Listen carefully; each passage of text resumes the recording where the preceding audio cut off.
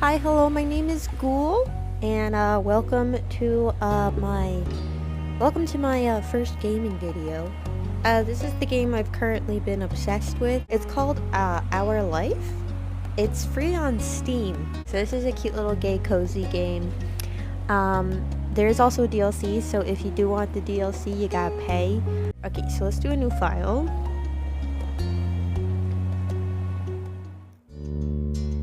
Do you like gameplay explanation sections to appear? No, I am a-okay with that. Peach! Always gotta do peach. Yeah, okay. So I played this game one night and I literally, it will pull at your heartstrings. I do not care what you say. I bawled. You'll bawl too, okay? We will all be crying by the end of this. Because trust me, if you go through a gender journey in this game, oh my god. It hits. I'm already crying. I really like this one back here. Yeah.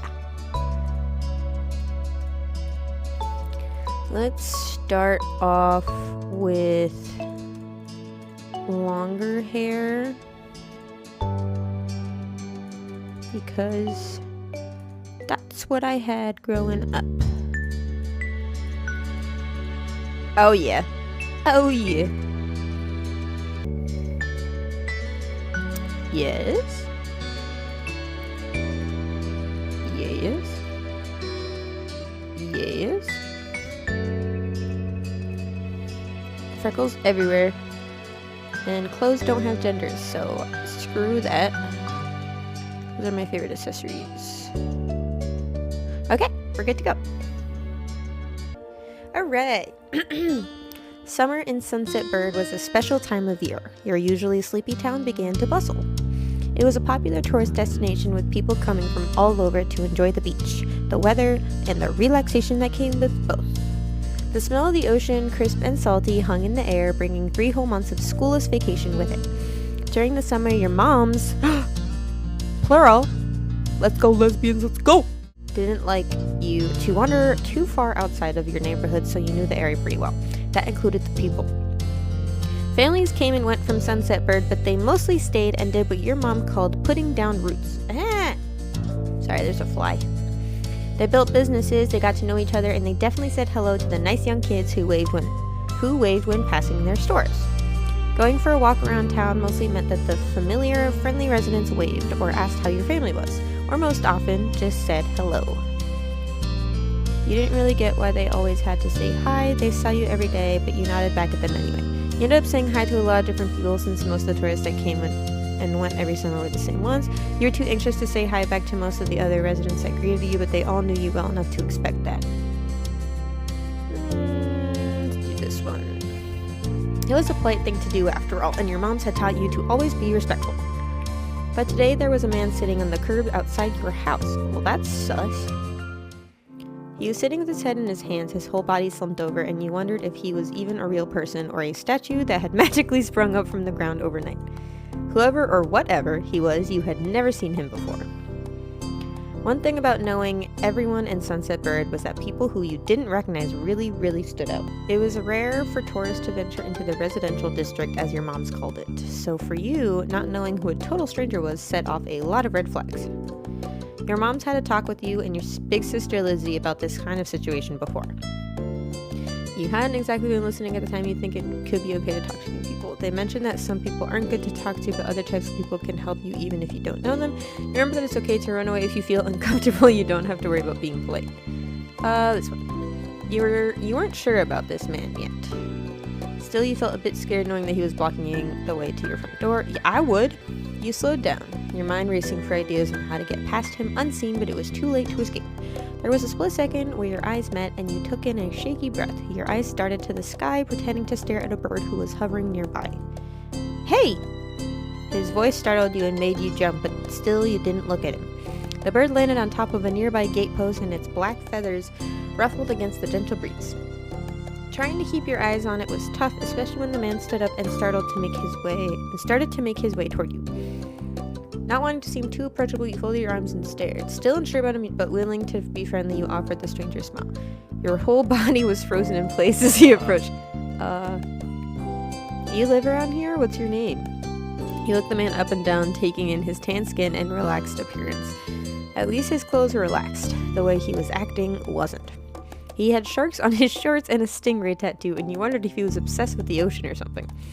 While you made your assessment, he looked at you expectantly, waiting for an answer to his question.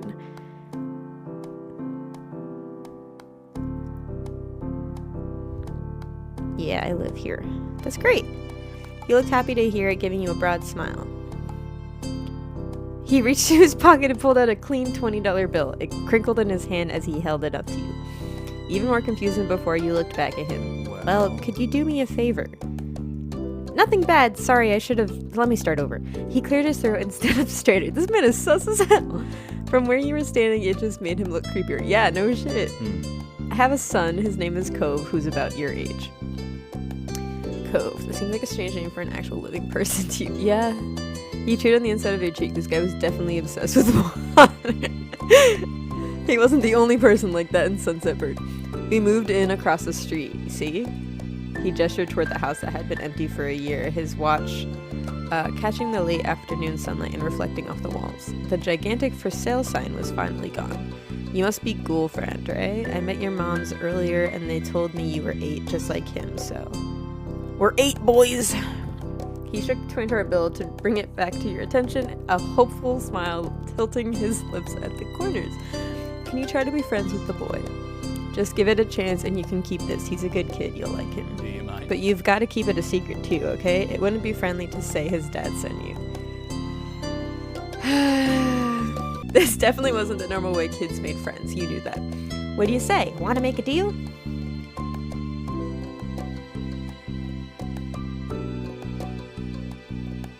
You didn't want the money. No, thank you. Sorry. He deflated enough to notice, but not completely. Are you sure? It won't be so bad. Even if it's just for the summer, that'd be enough. That only made this sound more strange to you. What does it lasting for the summer matter? When it was clear his initial strategy wasn't going to fly, he tucked the bill into a back pocket and changed the request. I get it. You don't have to. Would you be comfortable with he and I coming by for a normal visit, no money involved? You'd have to ask my mom. His smile got bigger again, his eyes crinkled at the sides. Of course, they invited us over earlier, but I'd like to ask you too. Then I guess you can. I'll bring him by tomorrow. I wanted him to meet and greet with the neighbors today, but, well, I don't know where he's gotten off to. He laughed when he said that, but with the way his face looked, you thought he actually wanted to cry. If you see him, can you tell him to come home? He's got a pink cast and glasses. You can't miss it. I can try. You nodded, not totally certain that you'd find Cove, but willing to look. The man smiled and reached out to pat you on the head, paused before doing so, then pulled his hand away instead. Your moms are already checking around for me. Such a thoughtful group you are. Now I better go look too. Can't put everyone else to work while I keep sitting here. Yeah, what the hell? I thought he might come back, and that's not what's important. I have to go. Thanks again, Ghoul, so much. He jogged off down the street without another word. You decided to check the hills behind your house. But, like, why would you look there? You know?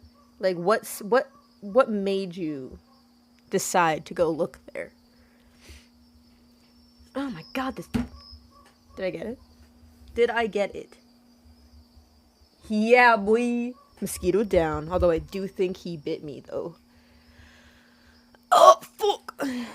Okay. The chirping of crickets in the tall grass greeted you, quiet and familiar. From the top of the hill, you could see the ocean. As you walked, you listened to the crash of the waves on the shore and the seagulls squawking as they settled down for the night. You've always loved the ocean. It was so much fun. You loved to hear stories about the sea, but about the merfolk and sea serpents you imagined living far beneath the waves. You didn't enjoy the beach all that much, especially the sand, which got absolutely everywhere. Nah, merfolk, dog. Sometimes you can almost convince yourself you had seen the flash of a shiny mermaid's tail in the distance. You took in a deep breath. You wanted to try it to relax and couldn't. You weren't sure what, but something told you that you weren't alone, so you glanced around. Oh. Oh god, he's so cute. There was a boy sitting at the top of one hill, almost completely hidden within the long grass and white flowers surrounding him. His head was buried in his knees, staring ahead by himself. For whatever reason, probably just that he wasn't paying attention, he hadn't noticed you yet. You watched him a minute longer, feeling a little bit like you'd found a deer in the wild. Though deer didn't have green hair, wavy eyebrows, huge glasses, pink as sad frowns. Ooh, sad frowns. But this new boy did. You wondered what could have upset him. After a few more seconds, he took a step forward, then another. And then he glanced your way. His aquamarine eyes reflected the light of the moon. You stopped, raising a hand to acknowledge him and show you weren't scary. Are you lost?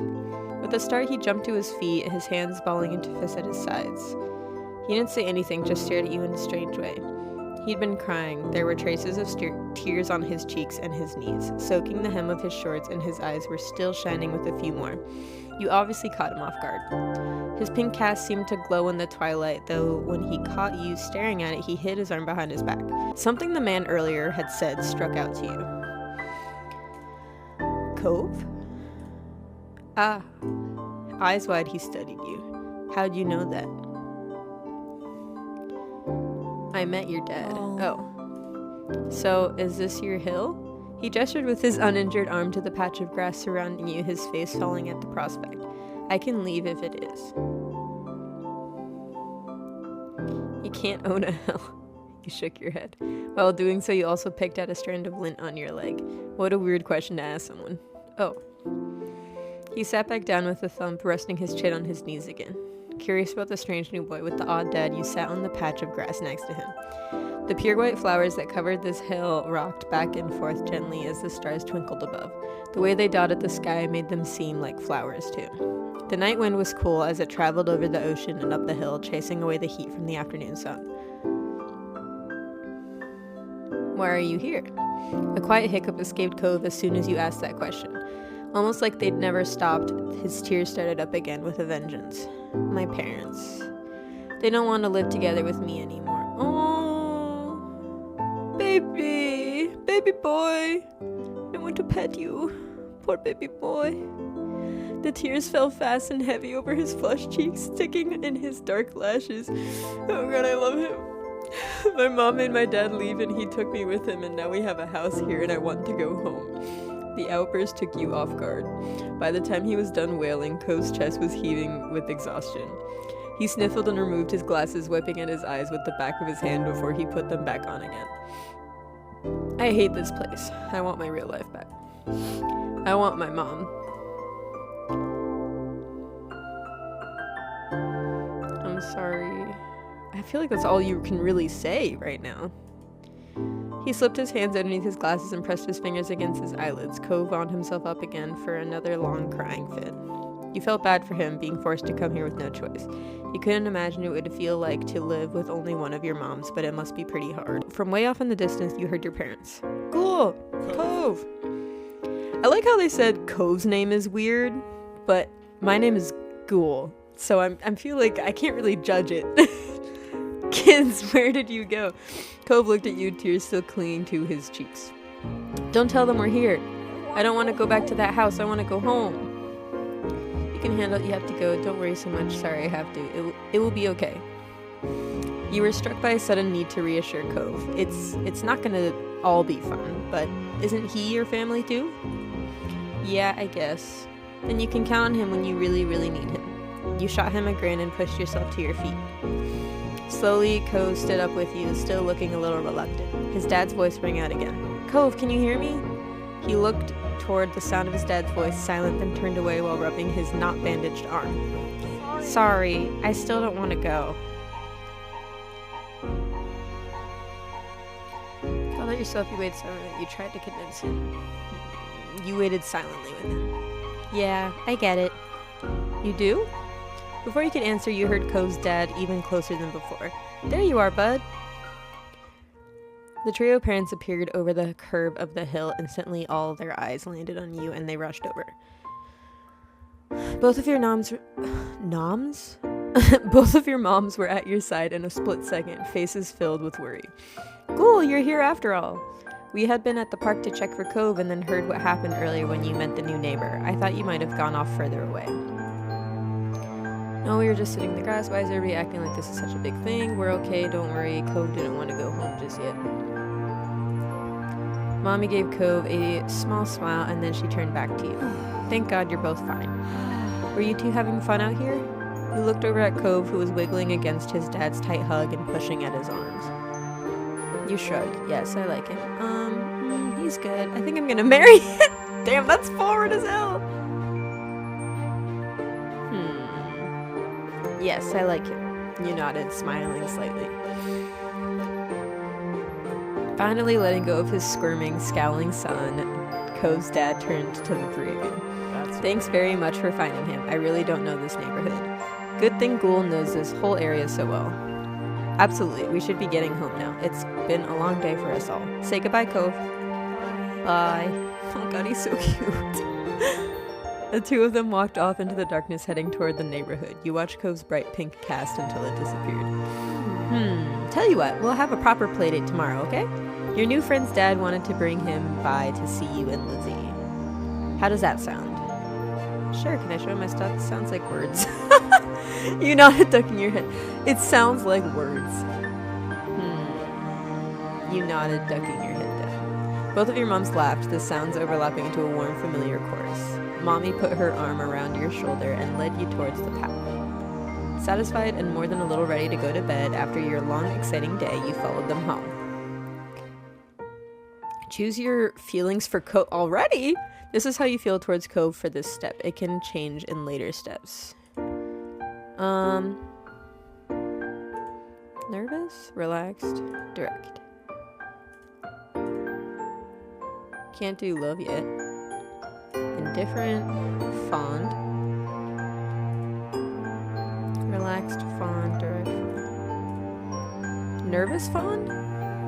Indifferent. Nervous, indifferent. I'm gonna do nervous fond because, like, we don't really know him yet. But, like, he seems cool. I mean, he's cute. Okay. You won't be able to change it again until step 2. Like, is it too soon to say fond? At the breakfast table the next morning, you finished your food faster than usual. Your sister Lizzie had run out earlier to go play, but you'd stayed and put. Today, just like your moms had promised, Cove was coming over to hang out. Excited to see your new friend again, Ghoul? You nodded, smiling slightly.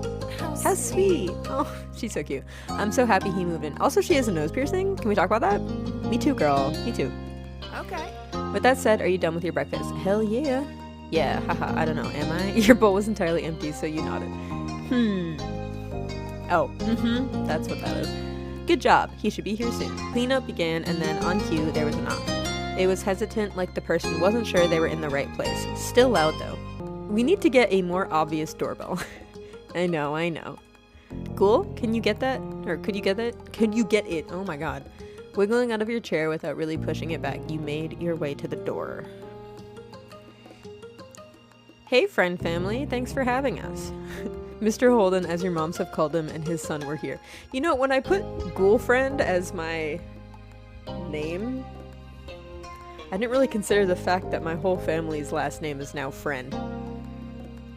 That doesn't really sound like a name. But okay. Mr. Holden, as your moms have called him, and his son were here. Cove looked different in the bright lighting of your living room and when he wasn't crying. Yeah, that looks hella different. With his dad standing in front of him and Mom and Mommy behind you, you and Cove looked at each other. Pleased to see your new friend again, you smiled at Cove. He smiled back with some hesitation. You twisted the threaded bracelet on your wrist, you twisted the crystal bead bracelet on your wrist, you twisted the flower bead bracelet on your wrist, you twisted the shell bracelet on your wrist. Wow. Threaded, crystal, well, his name is Cove, and we live in a beach town, so I feel like threaded and shell are probably what would be more accurate. Let's do shell. Do you want to see my room? Okay. Take care. Let us know if you need anything, you two. Have fun, kids. See you later, son. Play nice. I low-key really love this weird clown penguin looking plushie. What is that? You led him to your room, puffing out your chest a little bit at the sight of your treasures. There were lots of stuffed animals, a cool bed, a window to look out. It was a great room. You hadn't had anyone to show it to in a while, but you were really proud of it. He leaned in a little closer to one of your drawings on the wall. I like this. I drew that. Cool. You smiled at him. You were proud of that particular piece of art, and you were glad he noticed it. He turned to look around the room a little more, studying the books on your desk and the pictures on the walls. You started to feel a bit nervous. You felt the atmosphere was kind of awkward. You were glad for the company. You hoped he liked your room. It was kind of awkward. You wanted to say something but didn't know what, so you let him keep looking. Then his eyes landed on the tiny box of beach things you'd collected, tucked away by your door. He took a step towards it before hesitating and pointed at it instead. What's that? A hoard of stuff I found on the beach. Oh. Do you have any driftwood in there? Dragging the box into the middle of the room, you and Cove flopped down next to it. Yeah! You gestured to a piece at the bottom, still covered with specks of sand. Dang, how long has it been in there? Neat. This is a good collection. You got the sense from the tone of his voice that he wasn't just saying it to be nice or to be like Shiloh. He actually meant it. Who is Shiloh? Ah, Shiloh is coming over. Well, I guess we'll find out. Shiloh? My sister's friend. He wants to, meet you. Do I have to see him? Real. Meeting new people be like, it'll be okay, I think. Here, I found this shell in a log, and you pointed out seashell after seashell, explaining where you'd gotten each one and holding them up against the light. There were big ones, small ones, pink, purple, and orange. Most of them you washed off in the bathroom sink when you brought them home, cleaning off the sand. For the past few years, you'd even learned some of their scientific names. The collection was so huge and varied that you had lost lots of funny stories to tell for all of them. Your voice faltered a little bit, but you kept going as best as you could. Scientific names. Let's be nerds, dude. You had a whole picture book dedicated to different shells and sea life. You learned a lot by flipping through its pages. That's cute. We have a hyperfixation, boys. Apparently fascinated either by the stories or by the shells themselves, Cove listened with what looked like the full force of his attention. That's awesome. He's actually listening to my hyperfixation? I think I'm in love with him. It was a new experience to be the center of such dedicated focus. Yes, agreed. But Cove hadn't been mean to you, so you didn't mind. You smiled at him every now and then while showing him your collection. Kids, come down to the living room. You can tell the idea was making him unhappy, but Mommy wasn't giving you much of a chance to hang around. Cove hadn't been like this meeting you. You guessed it was because he thinks you found each other by accident, not that a parent made it happen. Mr. Holden must be right that telling Cove his dad was part of that would be a bad idea. Before you knew it, you'd both been escorted downstairs and deposited in the living room, ready for Shiloh's visit. The two of you sat side by side on the floor of your mom's entryway. I brought the box of shells. I want to keep looking at them. Great. Okay, but be careful. You should have asked. I'll say okay, but be careful. I will. Shows that I, trust him, but, not, 100% yet, you know? We're still, getting to know each other. We don't want to be too forward in this. You weren't sure if you could trust someone else with your treasure. I literally just said that.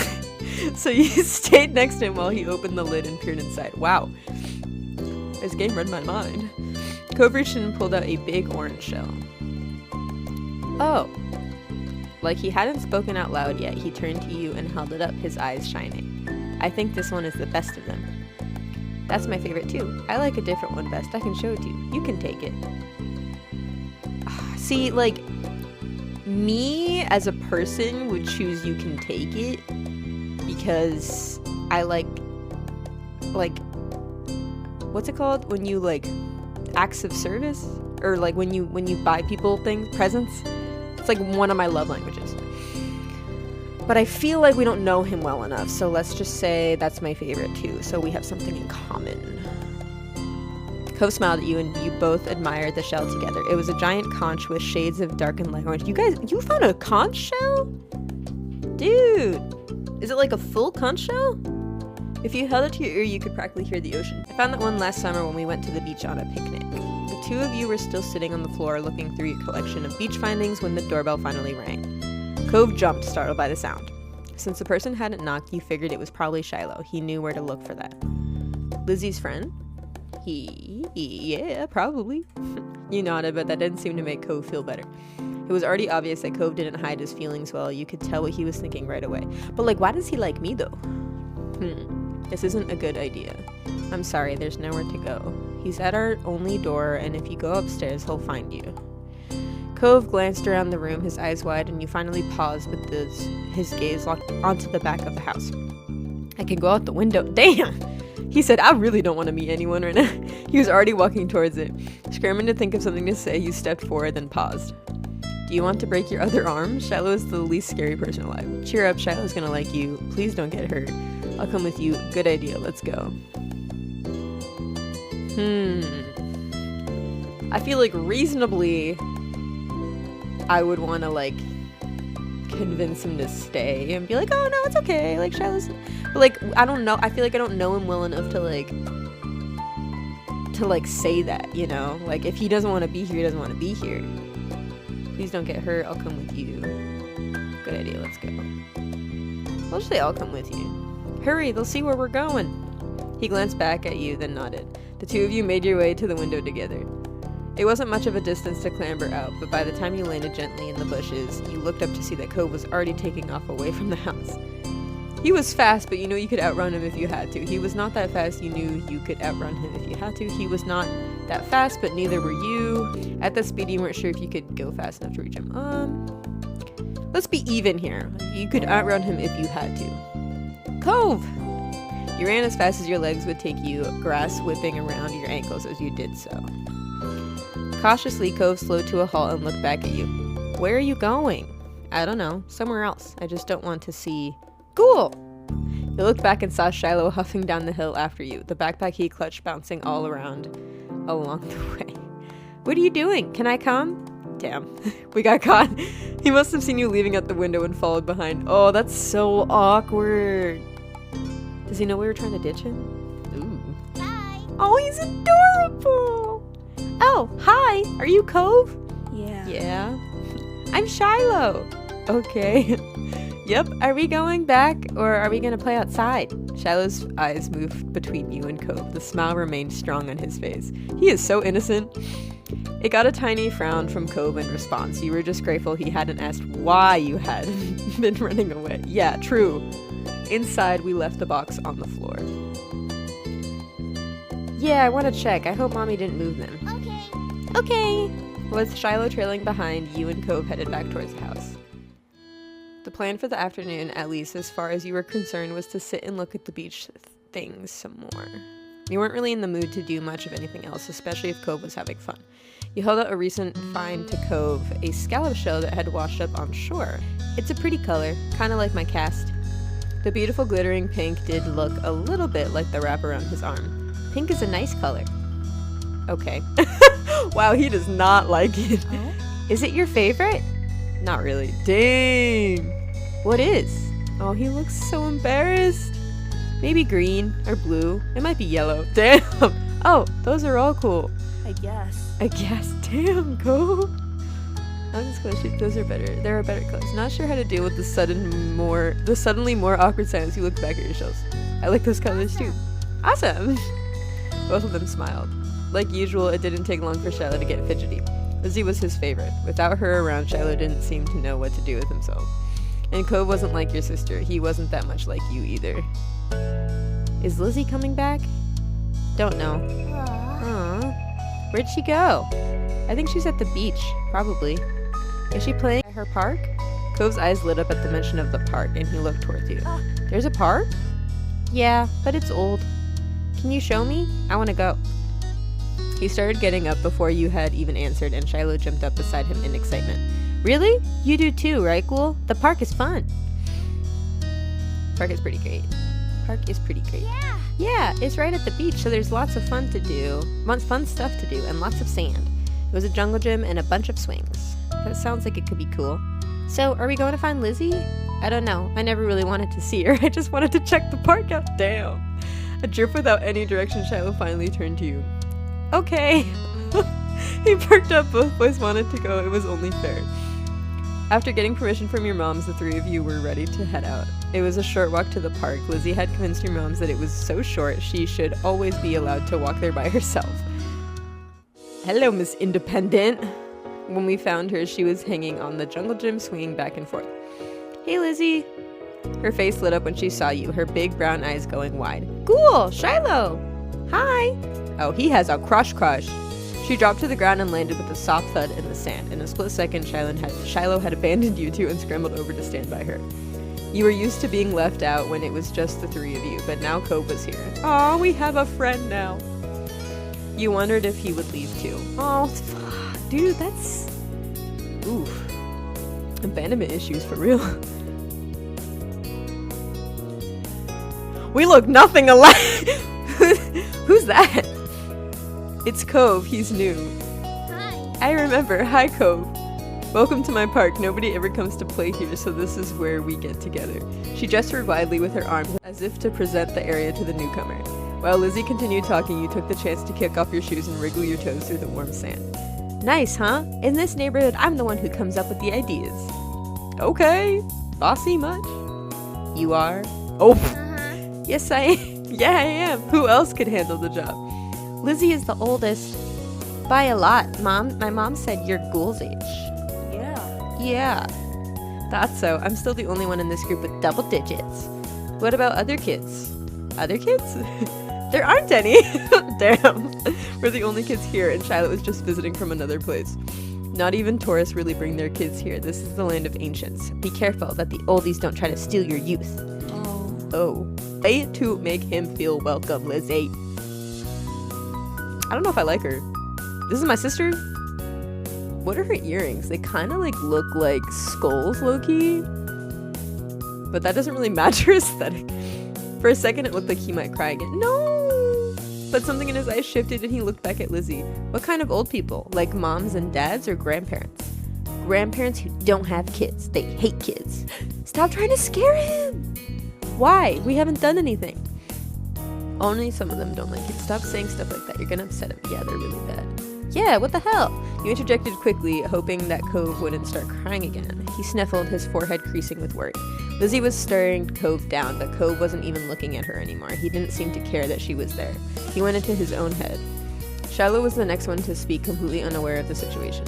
I met Lizzie and Ghoul in school. You'll see tons of kids there when summer is over. I don't want to go to a new school. I don't want summer to end. Real.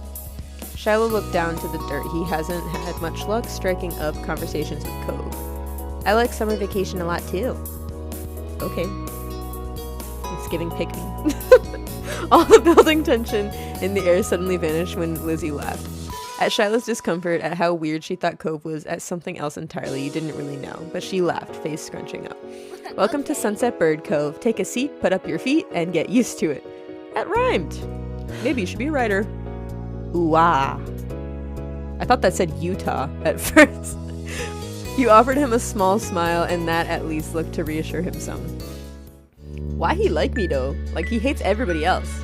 For the rest of the summer, Cove was always there. You saw him more often than Shiloh, and on some days when she was in a bad mood or busy, you even saw him more than Lizzie. He became a staple of your everyday life, the way sun and lunch and the beach were. Aww. During your first summer together, you really liked Cove. He was a fun person to play with, and he seemed to like playing with you too. Of course, that was only the start of things. Okay, so I briefly played this before, and basically that's like the main story, but then there's also these like little scenes that you get to see, which are kind of like side quests. Like you can go through the whole story without doing these, but there's some really great moments in these little things, and I really do want to get the DLC so that I can see these ones, because sleepover, we have our first sleepover ghost, but I'm a ghoul. I hope you enjoyed the start of this game. Since I'm doing these in videos, I don't want it to like go too long, so I think I'm gonna do like each section and like one video. But yeah, that was our life. It is super cute. Highly recommend. And I'll see you next time. And bye!